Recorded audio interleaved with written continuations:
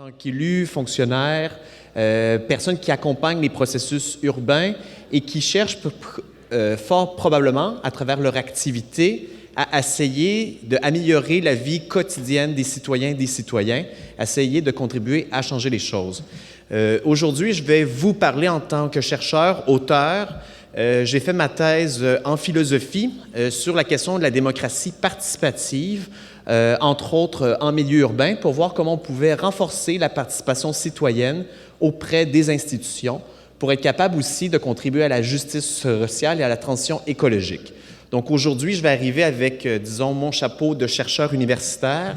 Je suis nouvellement depuis 2 ans professeur à l'Université de Saint-Paul dans un nouveau département qu'on a créé. On est 7 nouveaux professeurs, en fait, qui enseignons les innovations sociales, c'est-à-dire des innovations qui cherchent à contribuer à la justice sociale, à la défense des droits, amélioration de la condition de vie des gens, répondre à des besoins dans un contexte de changement, de crise. Et aujourd'hui, j'aimerais essayer de montrer comment les villes peuvent contribuer à développer des innovations municipales, des innovations qui permettraient en fait de contribuer à la transformation de la société dans ses multiples dimensions. Donc, ma présentation va durer environ 45 minutes et je vais suivre en fait d'une période de questions parce que je crois que vous aurez fort probablement des commentaires, des suggestions, des critiques ou des nouvelles idées à amener pour être capable de voir comment on peut contribuer en tant qu'élu, en tant que fonctionnaire pour essayer de changer les choses dans nos villes. Donc, pour commencer, une brève mise en contexte, la question du contexte historique dans lequel nous sommes. Je vais aller assez rapidement sur ça, en fait, pour prendre un constat sur le fait que nous faisons face à ce qu'on peut appeler, en quelque sorte, la plus grande crise de l'histoire de l'humanité, même si on n'en sent pas ici, peut-être, les contre-coups à l'heure actuelle. Que ce soit à cause de ce qu'on pourrait appeler la crise écologique, à cause des changements climatiques, mais aussi à cause de la montée des inégalités entre les riches et les pauvres, et aussi à cause des reculs démocratiques qu'on voit à travers le monde, à travers différents États, que ce soit au niveau de l'Europe, de l'Amérique, de l'Asie, de l'Afrique, et ainsi de suite. Ce qu'on a assisté au cours du 20e siècle comme étant une forme de vague de modernisation, de progrès au niveau social, économique, et ainsi de suite. Nous sommes en quelque sorte face à un contexte où ce progrès-là ne va plus de soi. Il peut exister encore des choses, mais on doit voir comment on serait capable de répondre à des différents besoins de populations, de communautés qui vont fort probablement avoir accès à moins de ressources que nous avons eu la chance d'avoir au cours de nos vies. Et dans ce contexte de transformation, d'instabilité assez large, on doit se poser les questions comment on va adapter nos communautés, nos villes, nos municipalités pour essayer de répondre à ces multiples défis qui se présentent actuellement et qui vont se présenter de façon encore plus forte au fil des différentes années à venir. Donc, je vais prendre en fait comme hypothèse de départ que les solutions qu'on a développées jusqu'à maintenant, il y en a plusieurs qui sont extrêmement utiles, mais en quelque sorte, on doit changer de modèle de développement dans son ensemble. Donc, je pars d'une posture assez forte en disant, enfin, on doit changer le système. Mais là, bon, une fois qu'on a dit ça, comment on fait, comment on s'y prend? Est-ce que c'est quelque chose de possible? Quelle forme d'imaginaire on peut se créer? Quel va être le modèle de civilisation qu'on sera capable de développer ensemble pour essayer de contribuer à ce qu'on pourrait appeler la transition, que ce soit la transition économique, sociale et environnementale, pour nous mener peut-être à une nouvelle configuration de la société dans son ensemble. Donc aujourd'hui, ce que j'aimerais vous montrer, c'est comment les villes pourraient contribuer à cette transition vers une nouvelle forme de société, peut-être qu'on ne verra pas de notre vivant ici, mais qu'on va pouvoir éventuellement léguer aux générations qui vont venir après nous. Donc, le plan de match, en fait, c'est de vous proposer l'hypothèse que j'ai développée dans mon livre « À nous la ville ». Le livre est en vente ici, à droite, qui propose, en fait, de voir comment le municipalisme, qui est un nouveau mouvement émergent, qui est en train de prendre forme, essaie, en quelque sorte, de contribuer à la transformation de la société. Donc, je vais essayer de présenter qu'est-ce que ce mouvement, qu'est-ce que ça peut vouloir dire, le mot « municipalisme », pour voir qu'est-ce que ça peut impliquer. Ensuite, je vais essayer de montrer des exemples concrets de contributions d'innovation qui permettent aux municipalités, aux villes, et non seulement aux villes urbaines, mais aussi ça peut être des villages, des villes de différentes tailles, de contribuer à la transformation de la société. Donc, je vais montrer différents exemples dans le champ de la démocratie, dans le champ économique, au niveau social, culturel et environnemental, voir comment les villes peuvent contribuer à transformer les choses. Et il y en a plusieurs, en fait, à mon très humble avis, il y a plusieurs gens ici qui contribuent déjà d'emblée à favoriser des initiatives qui vont dans le même sens.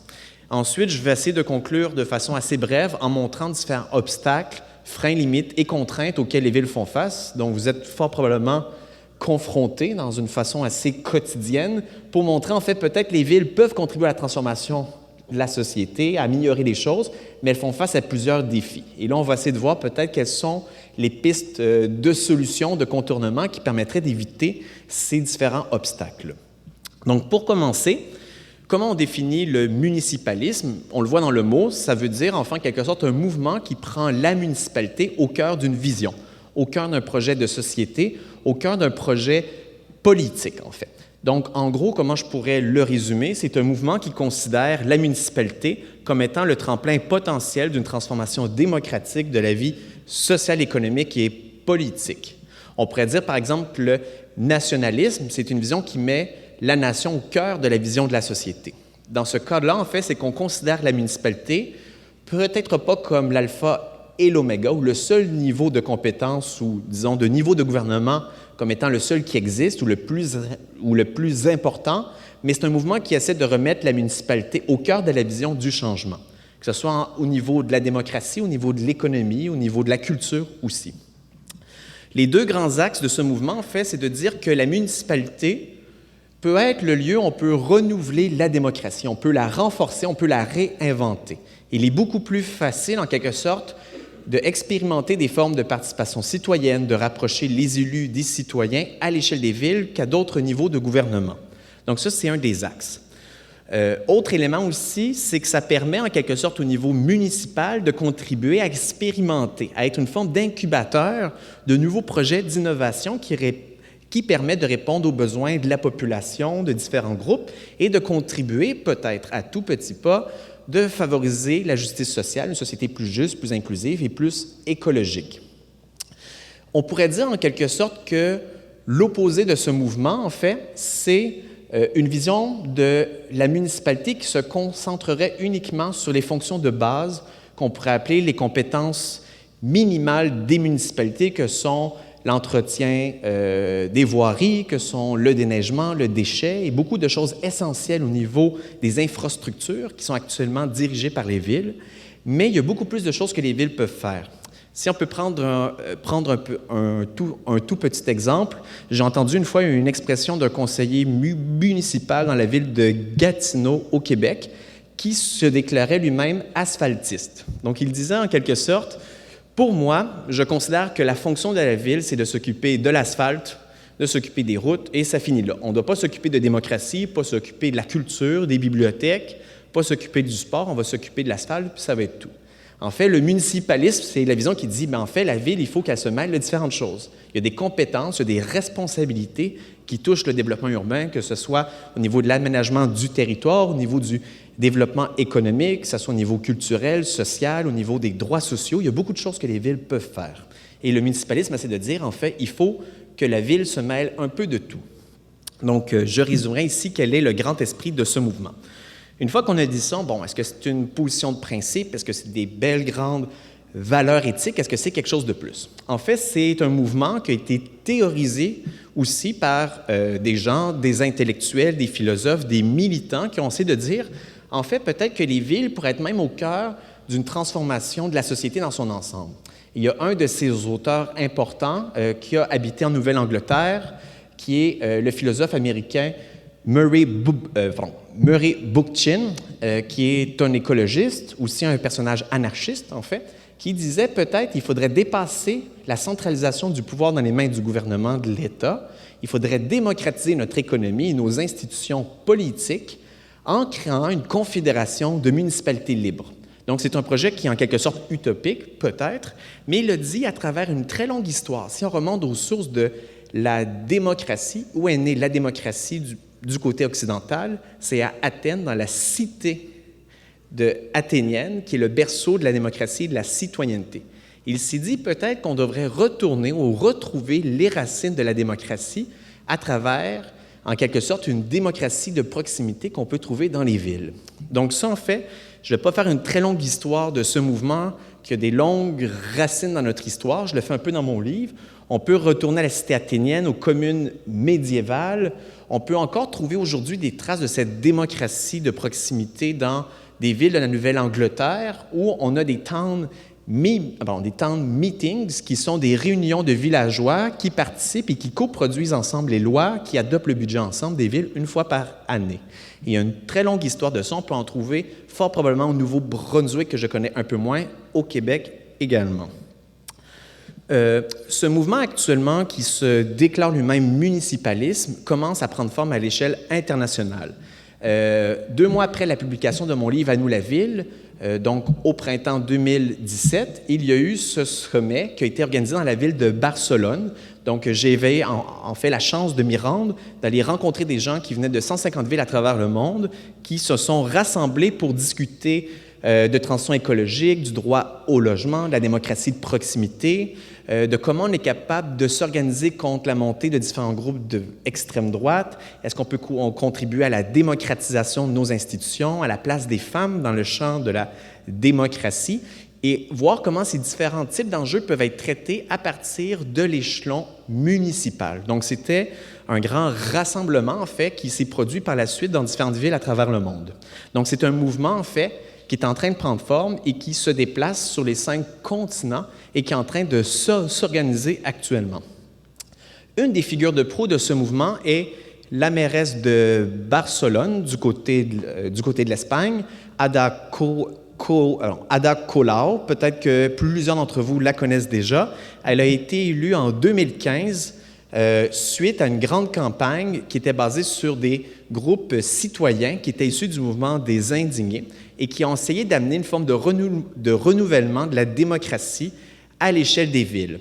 Et cet activiste pour le droit au logement est une des figures phares et est une des femmes, en fait, qui contribue au rayonnement de ce mouvement en essayant d'expérimenter des nouvelles façons de faire. Une des choses que ce mouvement a amené, entre autres, c'était un code éthique. Donc, chaque personne élue au sein de la liste devait s'engager à faire différentes choses.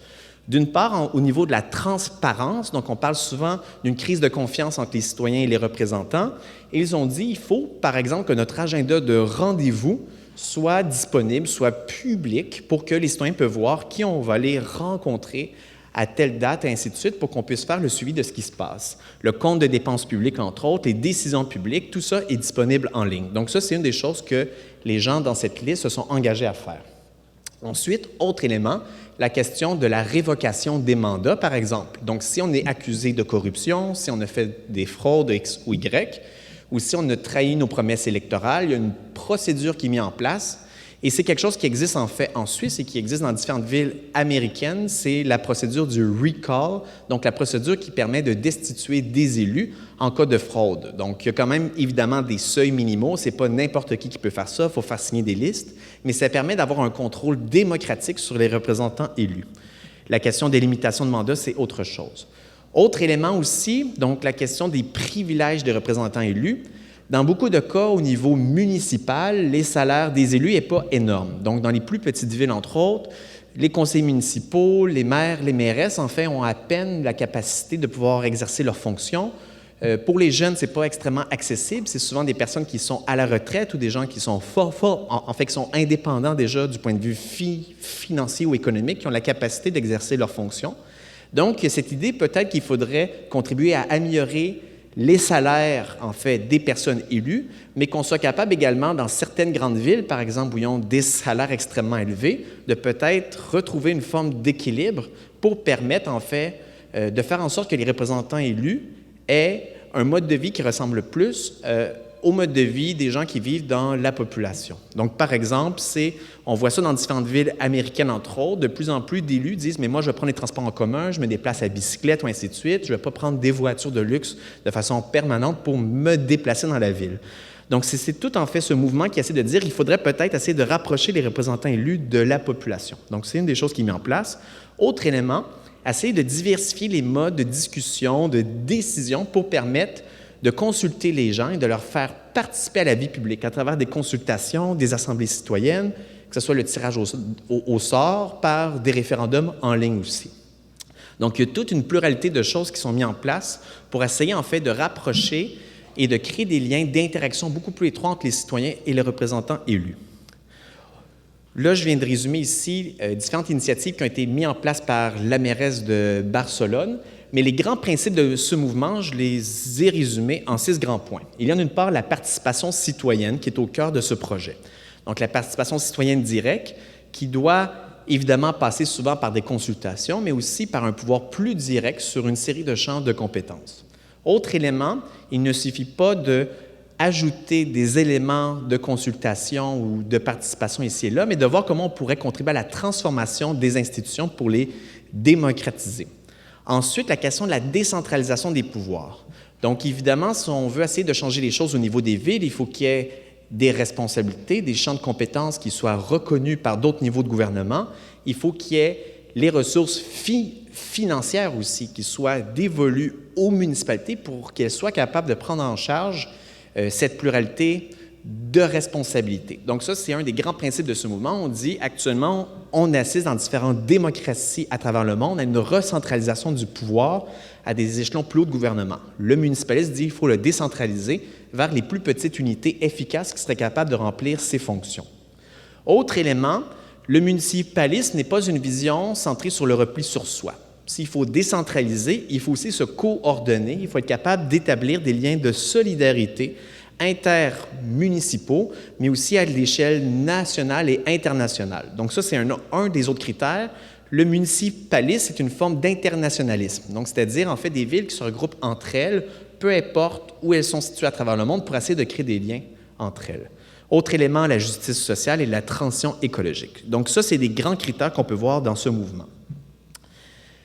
Ensuite, comment est-ce qu'une fois qu'on a dit ces grands principes éthiques, ces valeurs, comment les municipalités peuvent concrètement améliorer les choses, essayer d'amener des innovations qui sont capables de répondre aux besoins de la population? Les 6 grands éléments que je voudrais amener ici avec des exemples concrets sont comment on peut étendre ou expérimenter des nouvelles formes de démocratie participative. Ensuite, comment on peut favoriser la relocalisation de notre économie. Il y a la question de la remunicipalisation. Donc, je vais vous montrer qu'est-ce qu'on entend par là. Entre autres, des différentes infrastructures, services publics ont été privatisés, donc on peut les redonner à la municipalité. Ensuite, la question des initiatives de transition écologique et de lutte contre les changements climatiques. Et pour finir, le point sur la mise en commun de certains types de biens, la mise en commun de différents services qui permettent aux gens de participer à la reproduction de ce qu'ils ont de besoin pour vivre, que ce soit au niveau économique, social, culturel ou autre. Donc, dans ces grandes lignes, au niveau de la participation citoyenne, un des éléments qu'on voit de plus en plus émerger à travers les villes, c'est les budgets participatifs. Je ne sais pas si les gens présents dans la salle, si dans votre ville ou municipalité, vous avez un budget participatif. Peut-être qu'il y en a un ici. Dans quelle ville? En Ridgetown? Pardon? Dieppe, il y en a un ici. Parfait, donc je n'étais pas au courant. Donc, c'est très intéressant. Les budgets participatifs, pour les gens qui ne savent pas c'est quoi, c'est de donner une part du budget de la ville, pas la totalité du budget, évidemment, mais on donne une certaine enveloppe budgétaire pour que les citoyens puissent soumettre des projets, développer des idées, puissent concrétiser ces projets à travers un processus de participation, de délibération et aussi de vote en ligne. Donc, c'est vraiment les citoyens qui initient le processus, qui échangent des idées, qui font un tri de façon en collaboration avec leur administration aussi pour voir quels sont les coûts des projets, est-ce que c'est quelque chose qui est viable, est-ce que c'est quelque chose qui relève du champ de la municipalité, de son champ de compétences. Et ensuite, on voit et on soumet au vote et c'est la population qui vote directement sur ces projets. Actuellement, il y a plus de 1200 villes à travers le monde qui ont des budgets participatifs et c'est une des voies clés pour améliorer la démocratie, la participation. Autre élément qu'on peut voir aussi de plus en plus, c'est des conseils de quartier, différentes assemblées citoyennes qui sont la plupart du temps consultatives, mais qui permettent aux gens d'émettre des idées, de développer des projets et d'avoir un pouvoir de recommandation sur une diversité de choses. Dans la ville de Québec, entre autres, il y a des conseils de quartier qui existent. On peut voir aussi dans d'autres villes des droits d'initiative, c'est-à-dire que les citoyens peuvent soumettre des idées, soumettre même des référendums locaux sur une série d'enjeux. À Montréal, il y a le droit d'initiative qui est inscrit dans la Charte des droits et des responsabilités de Montréal, qui permet, par exemple, à 10 000 personnes, s'ils se mettent ensemble, ils font signer une lettre, ils peuvent par la suite, par exemple, avoir une consultation publique sur la question de l'agriculture urbaine, sur la question, par exemple, aussi du droit à l'alimentation, sur la question du racisme, entre autres. Donc, c'est quelque chose qui peut venir de la population. Et là, la consultation publique est mise en place. Ce n'est pas uniquement les représentants élus qui convoquent la consultation publique, ça peut venir des citoyens eux-mêmes. On voit aussi apparaître de plus en plus des formes d'outils de démocratie numérique, donc qui permettent en fait d'informer la population, mais aussi de leur faire prendre part à la décision publique, à des projets de loi, de réglementation, et les citoyens participent activement à ça. Et on a vu aussi apparaître dans d'autres endroits, dans la ville de Grenoble, entre autres, comme vous pouvez voir à droite sur cette image, le maire de Grenoble, qui participe à un chantier ouvert. Le chantier ouvert, c'est quoi? C'est un chantier de réaménagement d'un espace public, d'une friche, où il y a des fonctionnaires qui arrivent, qui donnent des outils, du bois, marteau, et ainsi de suite. Et c'est les citoyens, les différents habitants eux-mêmes, qui fabriquent d'une forme de mobilier urbain, qui aménagent l'espace urbain. Donc, ce n'est pas uniquement les fonctionnaires de la ville, c'est fait en collaboration avec les citoyens. Il y a des citoyens qui construisent des espaces publics eux-mêmes. Donc, ça, c'est une des autres façons de faire participer la population, non seulement sur le budget, mais aussi, en fait, d'être capable de s'approprier des espaces de vie, de construire des choses, de faire participer des jeunes et des gens exclus, entre autres.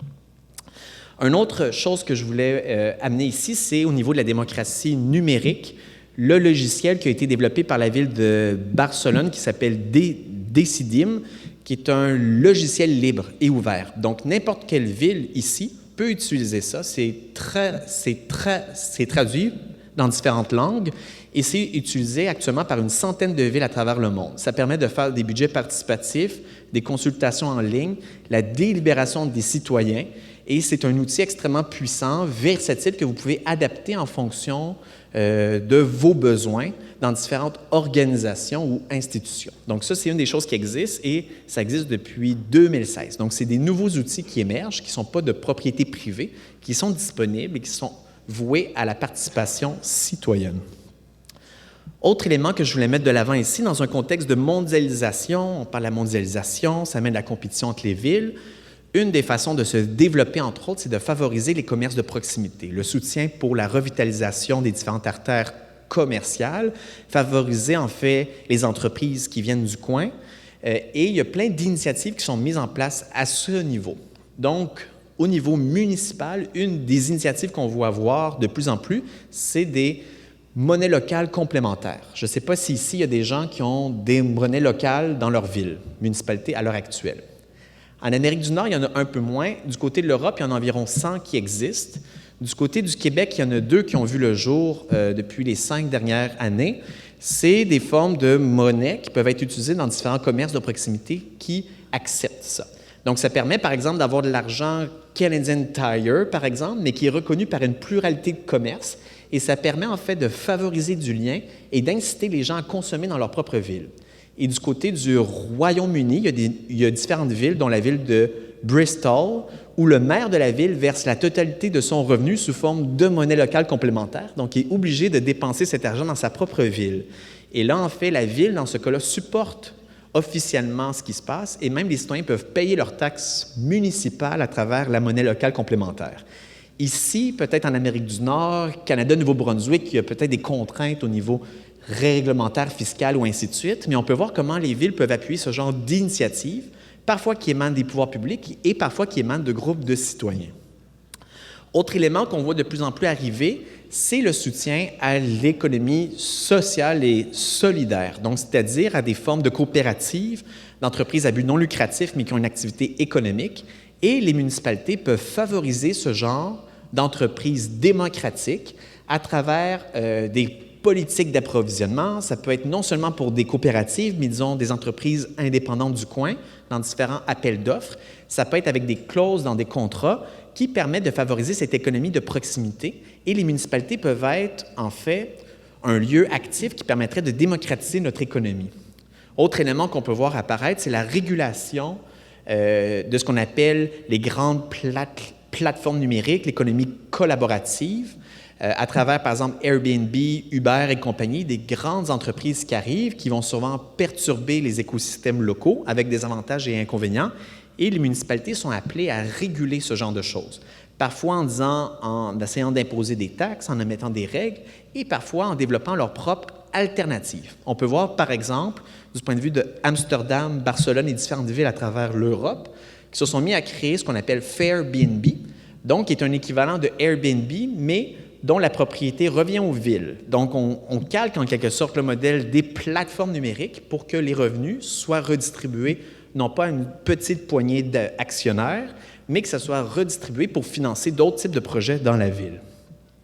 Au niveau de la relocalisation de l'économie, il y a des choses qui ont été développées dans différentes villes, dont la ville de Cleveland du côté des États-Unis, dans ce qu'on appelle en fait en quelque sorte un système de recentralisation de l'économie autour des Anchor Institutions, donc des institutions ancres comme des universités, hôpitaux, CLSC, qui collaborent de très près avec la ville et qui permettent de favoriser, entre autres, des coopératives, des entreprises de proximité, à travers des systèmes d'emploi, de financement, de collaboration, et on favorise des synergies entre des institutions publiques, entre des institutions qui vont rester dans les villes et différentes entreprises qui vont être incitées à non pas se délocaliser pour aller faire un peu plus d'argent ailleurs, mais vraiment être en synergie avec les besoins de la population. Donc ça, il y a des différents modèles qui existent pour dire on peut encourager des écosystèmes dynamiques pour participer à la relocalisation de notre économie. Autre élément qu'on peut voir aussi apparaître depuis une dizaine d'années à travers le monde, c'est ce qu'on appelle la remunicipalisation ou ce qu'on peut appeler des municipalisations. Qu'est-ce qu'on entend par là, en fait? C'est différentes infrastructures, services publics qui existaient auparavant, qui avaient été créés par les villes et qui ont été privatisés. Dans les années 80, 90, 2000, on a assisté à une vague de privatisation.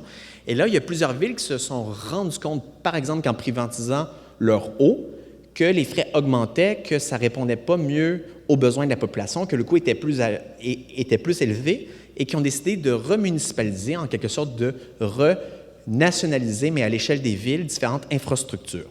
Et ça, en fait, c'est des choses qu'on peut voir dans différents secteurs de notre économie, au niveau de l'eau, de la gestion ordures, territoire, au niveau de l'énergie, des systèmes de transport, d'éducation, au niveau de la santé, des services sociaux. Et on voit de plus en plus de villes créer leur propre infrastructure. On peut voir, par exemple, du côté des États-Unis, beaucoup d'entreprises municipales qui produisent de l'hydroélectricité, d'autres, par exemple, qui vont favoriser une forme d'Internet, donc qui vont être des entreprises de télécommunications possédées par les municipalités qui vont offrir de l'Internet à toute la population pour un coût extrêmement bas. On voit de plus en plus d'entreprises municipales qui permettent de démocratiser l'économie et de villes qui disent peut-être on pourrait municipaliser des services publics. Donc ça, c'est une des choses qu'on peut voir. Soit que des choses qui étaient antérieurement privées deviennent des entités publiques. On peut voir aussi le transfert d'entités publiques vers des coopératives ou sinon des formes hybrides avec, par exemple, quelque chose qui est géré en partenariat entre une coopérative et la ville. Donc, ça permet en fait d'avoir différentes formes hybrides et on peut voir aussi apparaître des villes de leur propre initiative créer des nouvelles entités. Donc ça, il y a différentes choses qui existent puis on pourrait en discuter lors de la période de questions. Autre élément que je voulais amener au niveau de la transition écologique, on a vu à travers le Québec, entre autres, 360 municipalités qui ont adopté la déclaration d'urgence climatique qui a été amenée par des groupes de citoyens pour dire il y a urgence, on doit agir dès maintenant et on doit mettre en place des plans d'action concrets pour être capable de changer les choses. Donc ça, c'est des choses que les municipalités peuvent faire, contribuer à renforcer la résilience des communautés locales. Résilience, c'est la capacité à absorber des chocs, à être capable, en fait, de rebondir face à des crises, à des perturbations de façon créative pour être capable d'améliorer les choses. Donc ça, c'est, je vous ai déjà montré l'image ici ensuite, mais vous allez pouvoir voir le lien directement. C'est des choses que les villes peuvent faire à l'heure actuelle, alors que d'autres niveaux de gouvernement souvent tardent à agir. Autre élément qu'on peut voir au niveau de la transition écologique, la question des transports actifs, des transports en commun lorsque c'est possible dans les grandes villes. Sinon, dans les municipalités de plus petite taille, des systèmes de covoiturage, des systèmes de transport alternatifs qui permettent en fait de limiter l'usage individuel de nos automobiles. On peut voir aussi de plus en plus apparaître à l'heure actuelle dans différentes villes un processus d'électrification des transports en installant des bornes à différents endroits. C'est quelque chose qui se fait, mais les villes sont souvent les premières à agir, être capables de faire une différence à ce niveau. Il y a différentes villes aussi qui adoptent actuellement différentes formes d'engagement de villes carboneutres, par exemple, à travers la réduction de gaz à effet de serre au niveau des bâtiments industriels, publics et autres, en essayant d'avancer vers le zéro déchet, donc la réduction du gaspillage alimentaire, essayer d'avoir une planification urbaine intelligente qui permet d'avoir un impact direct sur la réduction de notre empreinte écologique. Ultimement aussi, toute la question alimentaire, donc des systèmes d'approvisionnement. On voit de plus en plus dans les grandes villes apparaître des mouvements d'agriculture urbaine, que ce soit en temps de crise, comme par exemple du côté de l'Espagne ou de la Grèce, lorsqu'il y avait des grandes crises économiques.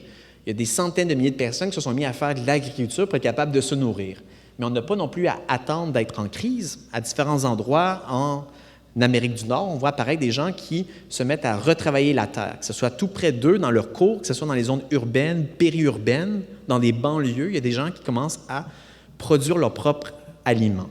Et on voit aussi apparaître dans les régions rurales tout un mouvement qu'on appelle l'agriculture soutenue par les communautés, par des paniers bio, par exemple, qui permettent de relier des citoyens qui consomment des aliments frais et que ça permet de créer des régions et d'encourager la production alimentaire dans des différentes villes. Donc, c'est quelque chose, je pense qu'au Nouveau-Brunswick, ça doit se développer beaucoup. Au Québec, il y en a de plus en plus et c'est un mouvement international qu'on voit à l'heure actuelle. Autre élément qu'on peut observer avec cette image, en fait, l'agriculture urbaine, une des villes où on a vu cette explosion de terres réappropriées par des citoyens, c'est dans la ville de Détroit, aux États-Unis, qui a en quelque sorte vécu une expérience de quasi-effondrement. La population est passée de 2,5 millions de personnes à 500 000 personnes environ, si ma mémoire est bonne, à cause de la chute de l'industrie automobile suite à la crise économique de 2008. Et ce qu'on a assisté en quelque sorte, c'est une désindustrialisation accélérée de la ville. Et c'est probablement en fait des choses que dans les prochaines années, prochaines décennies, on va voir de plus en plus en fait des villes où la reconfiguration économique, différentes crises ou chocs qui vont frapper nos sociétés, on va devoir anticiper ce genre de choc. Mais on voit que ce n'est pas la fin du monde non plus parce qu'il y a une pluralité d'initiatives, de choses qui émergent à même les ruines du monde ancien. Donc c'est un peu l'espoir dans la catastrophe, on pourrait dire. Il y a des choses belles qui émergent aussi. Les gens continuent à agir, à habiter, à s'approprier leur milieu de vie pour essayer de faire des choses. Autre élément aussi qu'on peut voir de plus en plus, c'est la question de la justice sociale qu'on attribue souvent à des paliers de gouvernement supérieurs, comme la question de la santé, l'éducation, les programmes sociaux et ainsi de suite. On dit que ce n'est pas vraiment ce qui relève des municipalités. Mais on voit apparaître, par exemple, tout un mouvement des villes sanctuaires, par exemple du côté encore des Américains, avec l'arrivée de Trump, qui s'est mis à adopter une série de décrets anti-immigrants pour expulser des gens de leur ville. Et les villes de New York, de San Francisco, des dizaines de villes aux États-Unis se sont mis ensemble pour dire « Nous allons protéger les droits des gens qui habitent sur nos territoires, nous allons désobéir au président américain et même poursuivre en justice le gouvernement fédéral parce qu'il fait quelque chose d'anticonstitutionnel qui bafoue les droits et libertés des individus qui habitent sur le territoire de la ville. » Et de plus en plus, en fait, les villes peuvent faire des choses. On voit apparaître des formes de tension entre des niveaux supérieurs de gouvernement qui limitent les droits des citoyens et des villes qui essaient de défendre la justice sur leur territoire. Autre élément, les transports en commun, transports publics. La question, souvent, on dit on va investir dans le transport en commun, il va y avoir des gens qui vont venir. Parfois, c'est plus coûteux que prendre notre automobile.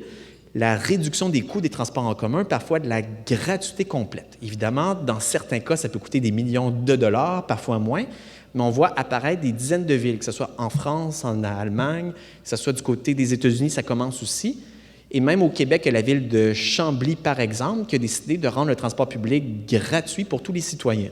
Et on voit après ça les gens qui se mettent à utiliser le transport en commun, et ça permet de donner accès à ce transport à un plus grand nombre de personnes qui n'ont pas la capacité de payer une passe à tous les mois. Question du logement aussi, la question de la limitation de la spéculation foncière dans certains cas, c'est une question qui est extrêmement complexe. On peut voir de plus en plus des formes de zonage ou de politique dans les nouveaux projets immobiliers, en disant, par exemple, on pourrait dire que 20 des nouveaux projets doivent inclure du logement social, 20 de logements abordables et 20 de logements pour différentes familles avec plusieurs chambres. Donc ça, c'est une nouvelle politique qui a été adoptée par la Ville de Montréal en 2019. C'est des choses que les villes peuvent faire pour améliorer les choses.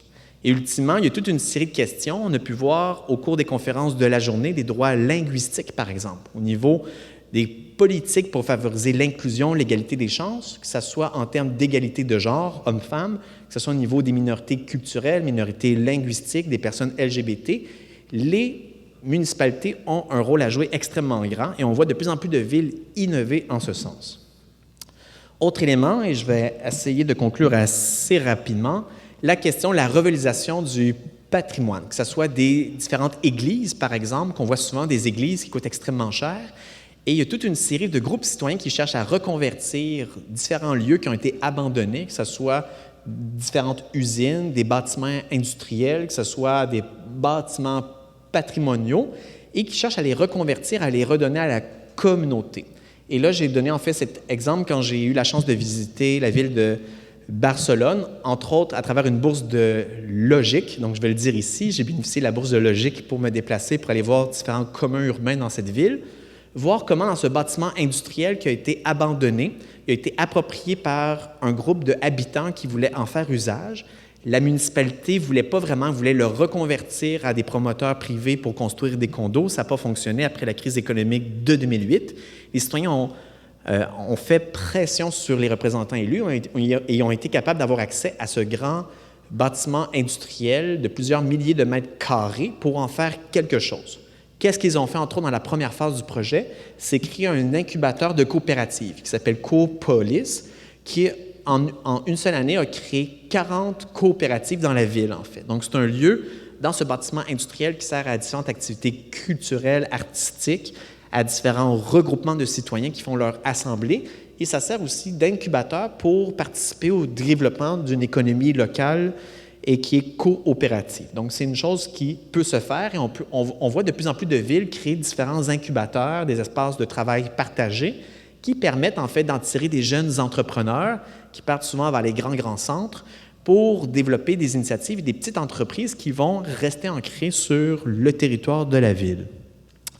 Autre élément qu'on voit de plus en plus aussi, des projets d'urbanisme transitoire, donc des formes de projets d'espace public qui sont aménagés de façon temporaire, qui permettent en quelque sorte des lieux de fête, des lieux de rencontre, des lieux où différents types de personnes peuvent venir. C'est souvent ouvert, accessible, il y a de la consommation sur place, mais ce n'est pas exclusif non plus.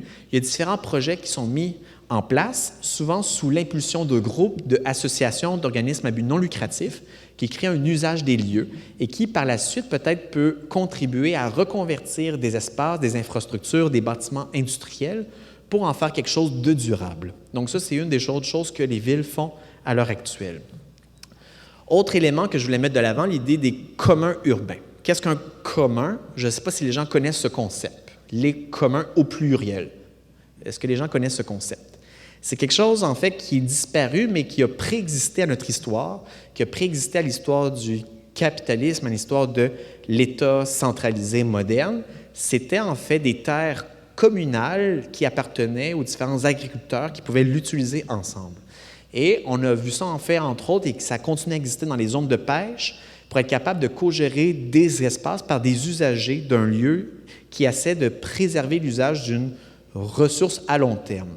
Et dans ces choses, dans ces communs urbains, on peut voir, par exemple, des espaces publics, on peut voir différentes formes de jardins collectifs partagés par des groupes d'habitants. On voit de plus en plus apparaître aussi des fiducies foncières communautaires, ou en anglais des Community Land Trusts, qui permettent en fait, en quelque sorte, d'avoir une forme de propriété collective du sol sur lequel il peut y avoir encore des propriétés privées. Et on a vu ça se multiplier, en fait, du côté du Vermont, dans le siège de Bernie Sanders. À l'époque, quand il était le maire de la ville de Burlington, il a créé des dizaines de Community Land Trusts à différents endroits dans la région de Burlington qui permet de limiter la spéculation immobilière, qui permet de donner du logement abordable pour les gens, qui permet de préserver l'usage des différents espaces. Donc, les différents communs, c'est quelque chose qui n'est pas de l'ordre de la propriété privée, mais ce n'est pas non plus quelque chose de l'ordre de la propriété publique ou municipale. C'est quelque chose qui est entre les deux, qui est co-géré par un groupe d'habitants qui prennent soin d'une chose à long terme. Et là, ce qu'on voit de plus en plus, en fait, c'est des villes qui disent « mais nous, on doit pouvoir créer, soutenir, défendre les communs qui habitent sur le territoire. » Et il y a souvent des initiatives citoyennes qui sont là, mais vu qu'ils sont un peu dans un flou juridique, au niveau, par exemple, de la reconnaissance de ces lieux, de ces espaces, c'est quelque chose qui est extrêmement difficile à faire, parce que ça ne rentre pas dans les cases officielles de la réglementation municipale. Et là, il y a différentes villes, entre autres du côté de l'Italie, la ville de Bologne, qui a créé la Charte des communs urbains, et on voit apparaître de plus en plus de municipalités qui adoptent des chartes des communs urbains, comme la grande charte de la Magna Carta qui existait à l'époque. Il y avait la charte des droits de la forêt qui existait pour donner accès à ces différentes choses. Donc, les communs, c'est quelque chose qui se multiplie de plus en plus dans le monde du numérique. Wikipédia, par exemple, que vous connaissez tous, je suppose, c'est un des plus grands communs numériques à travers le monde. Ce n'est pas une entreprise privée, ce n'est pas une entreprise qui appartient au gouvernement, c'est quelque chose qui est co-géré. C'est une forme d'organisme à but non lucratif, mais qui est coproduite par des millions d'utilisateurs à travers le monde. Donc, les communs, souvent, c'est quelque chose qu'on ne voit pas parce qu'on n'a pas le concept, mais il y a plein de choses qui existent à l'heure actuelle, qui passent et qui prennent cette forme. Ce que je voulais amener ici à travers cette image un peu complexe, c'est l'idée, en fait, que les municipalités, on peut voir dans le cadran supérieur gauche, le conseil de ville peut contribuer en partenariat parfois avec le gouvernement central, l'État, mais peut permettre à partir de sa propre position de développer des régulations, des lois qui permettent d'encadrer, par exemple, les grandes corporations, qui sont souvent des grandes entités centralisées, et qui permettent aussi de réguler dans le cadran inférieur droit différentes entreprises décentralisées comme Uber, Airbnb, mais qui contribuent aussi à une certaine privatisation des infrastructures, des différents actifs urbains. Donc, il peut mettre des lois pour essayer d'encadrer ce genre de choses et qui permettent aussi par la bande, si on peut voir dans le coin inférieur gauche, tout ce qu'on entend par l'économie solidaire, les communs, qui est une économie qui est à la fois décentralisée et qui est à la fois basée sur la coparticipation des gens dans les communautés. Et on voit des synergies apparaître entre les municipalités, des conseils qui sont dirigés par des groupes citoyens qui permettent de contribuer à la démocratisation de leur économie aussi. Donc, c'est ce genre de choses, en fait, qu'on peut voir de plus en plus et c'est un modèle de démocratisation des institutions. Là, je vous ai nommé une série de choses ici, peut-être un petit buffet, une grande liste d'épiceries d'initiatives. Évidemment, les choses sont un peu plus complexes et il y a plusieurs obstacles qui font en sorte que les municipalités ont actuellement, en quelque sorte, les mains liées, qui leur empêchent de faire différentes choses.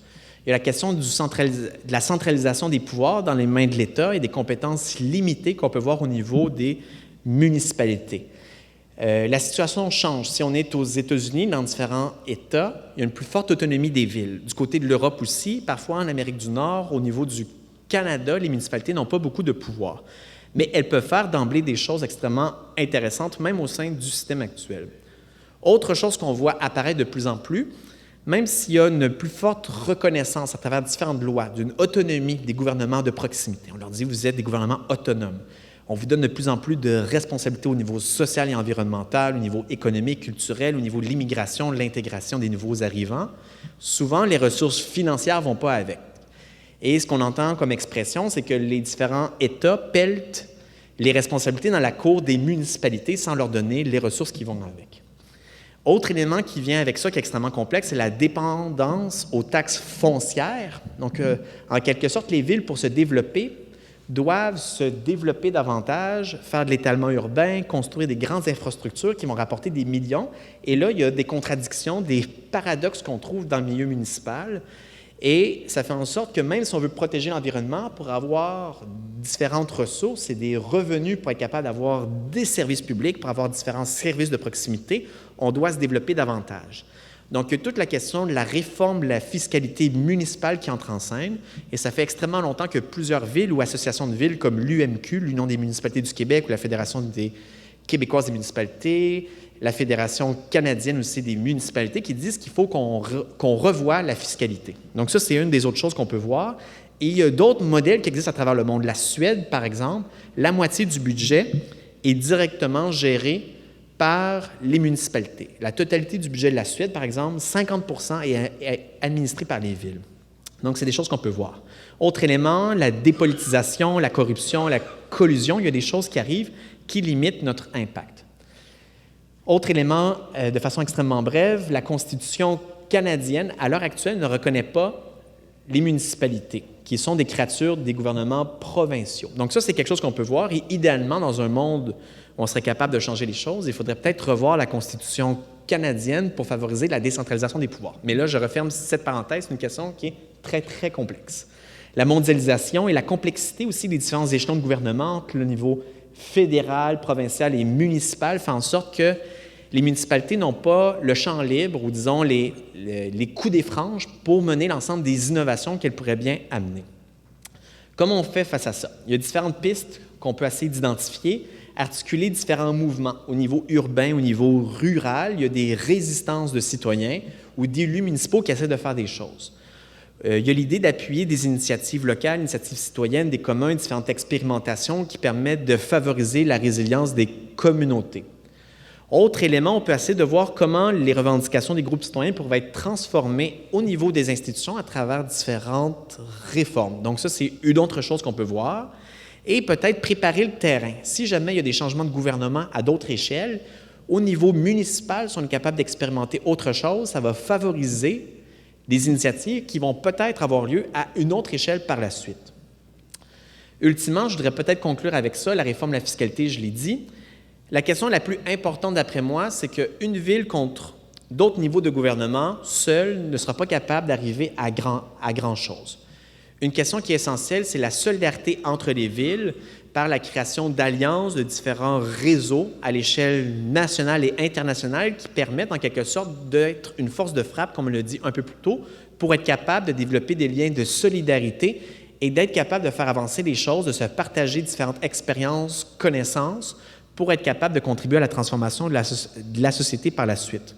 Et c'est en ce sens que actuellement, le grand mouvement des villes à travers le monde, que ça soit exprimé à travers les mouvements que je vous ai dit jusqu'à maintenant, que ça soit à travers le réseau des villes francophones et francophiles d'Amérique, que ça soit à travers différents réseaux comme Cities, en fait, United Cities and Local Governments, qui réunit des milliers de villes à travers le monde, que ça soit des alliances de villes transnationales aussi, qui militent pour la justice climatique et qui mettent différentes initiatives, l'Alliance pour le droit à la ville, le G7, par exemple, qui réunit la ville de Montréal, Barcelone, Séoul et Bilbao pour favoriser la démocratisation de l'économie. Il y a toute cette pluralité d'alliances qu'on voit de plus en plus se développer dans différents champs de compétences, que ce soit la question de l'environnement, la justice, de l'économie locale, pour faire en sorte que les villes, au-delà des frontières actuelles, soient capables de collaborer et de développer des initiatives dans leur propre milieu de vie par la suite. Donc, je vais conclure avec ça en vous disant, créer différentes alliances à travers les villes, partager différentes expériences, des initiatives et n'ayez pas peur d'essayer des choses nouvelles pour essayer de répondre aux besoins de la population et d'anticiper sur les chocs qui vont venir dans les prochaines années à venir. Donc, je vous remercie beaucoup. Merci.